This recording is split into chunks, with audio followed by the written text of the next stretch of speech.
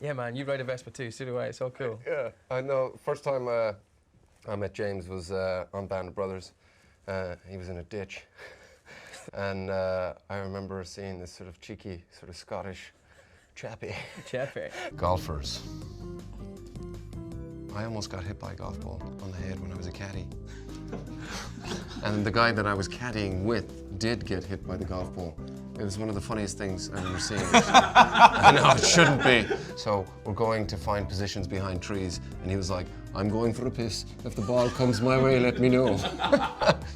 So anyway, he was over there standing taking a piss, and the ball, you know, it got hit. But basically he cowered down, stuck down like that, and the ball just kind of like a laser found him, went through the trees and popped off his back. And he went, Jesus Christ!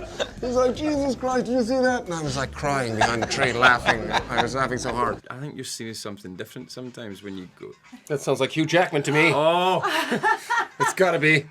Yeah. I've had a friend in James in terms of like, well, I started taking to sort of stealing the caddy carts and sort of and the gators or whatever I could get my hands on that was 4 wheels with a steering wheel, and sort of, you know, ripping around set and ripping in between sort of studios.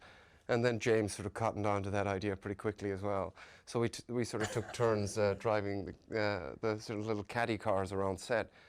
One day James got to the steering wheel before me, which was fine, so I decided to jump on the back of the caddy cart and counterbalance in the back.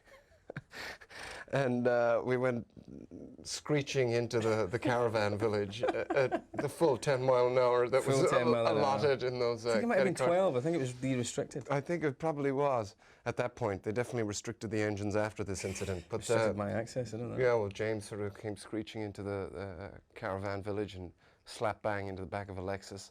He went flying into the screen on the ground. I went flying over the back seat, banged my head off the steering wheel, and ended up in the driver's seat, and consequently got the blame. And that is sort of that remains like my fondest memory on X-Men. I actually have the scar to prove it, if we can get in there.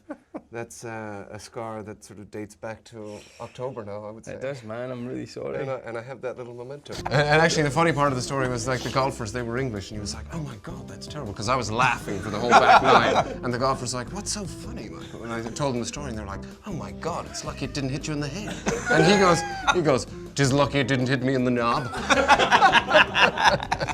Wow, he's here from the future. He's the only way I get. And I was like, I like this guy's style. I just thought, you know, there was an element of mischief there and self-confidence. Nice one. And I thought I was very impressed. Thank you very much. Yeah.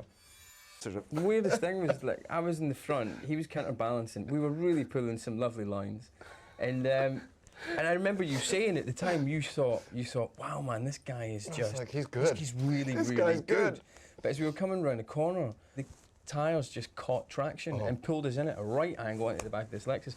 Like I said, hit my head off the screen, and I flew about 10 feet. Yeah, you did. I got up immediately, looked up at the caddy car, and Michael was sitting in the driver's seat. I was really worried about you, and you just started laughing, like maniacally, just full of life. I thought, Jesus, I think he might be slightly cracked.